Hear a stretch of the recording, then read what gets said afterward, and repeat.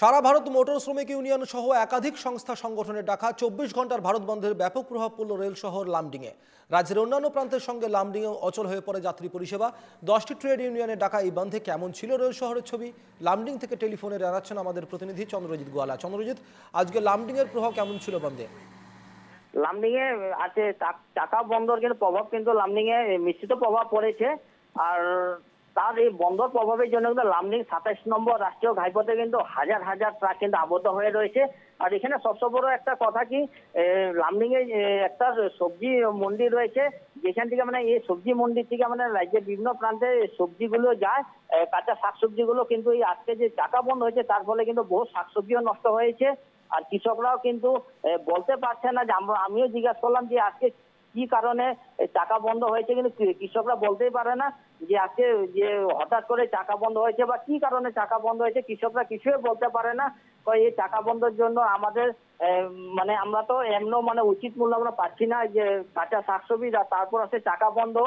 তো আমাদের শাকসবজি আসামের বাইরে বা লামডিং এর বাইরে কেমন করে যাবে, মানে ওদের একটা খুব একটা সমস্যা দেখা গেল।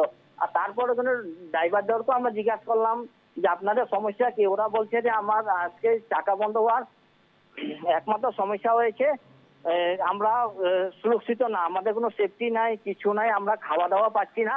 আর যেহেতু ডিমাসও